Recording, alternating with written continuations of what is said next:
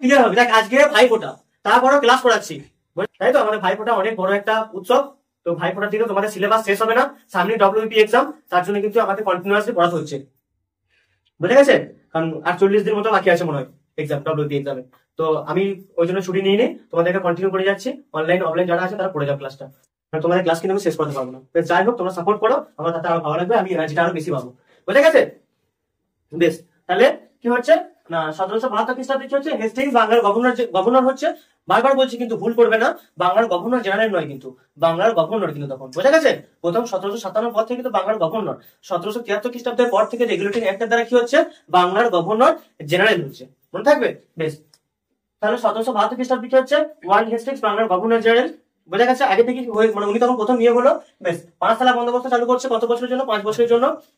বেশ, রাজা রামমোহন রায়ের জন্ম হচ্ছে কত তারিখে, 22শে মে।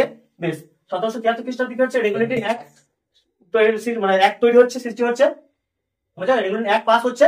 বেশ, 1773 খ্রিস্টাব্দে রেগুলেটিং অ্যাক্ট পাস হচ্ছে। আর বাংলার বাংলার গভর্নর জেনারেল পদটা সৃষ্টি হচ্ছে, বুঝা গেছে? বাংলার গভর্নর থেকে কি সৃষ্টি হচ্ছে, বাংলার গভর্নর জেনারেল পদটা সৃষ্টি হচ্ছে। আর 1774 খ্রিস্টাব্দে কি হচ্ছে, সুপ্রিম কোর্ট প্রতিষ্ঠা হচ্ছে, কোথায়? কলকাতায়। কোথায় প্রতিষ্ঠা হচ্ছে আমি পরবর্তীকালে বলে দিচ্ছি, কলকাতায়। আর প্রধান বিচারপতি কে ছিল, স্যার ইলিজা ইম্পে। এই পর্যন্ত কারো অসুবিধা? সবাই বোঝা গেছে এই পর্যন্ত? পরিষ্কার বোঝা গেছে এই পর্যন্ত সবার? কারো কিছু বুঝতে অসুবিধা বলো, আমি আবার বলে দিচ্ছি, একদম মাথায় সাজিয়ে নেবে।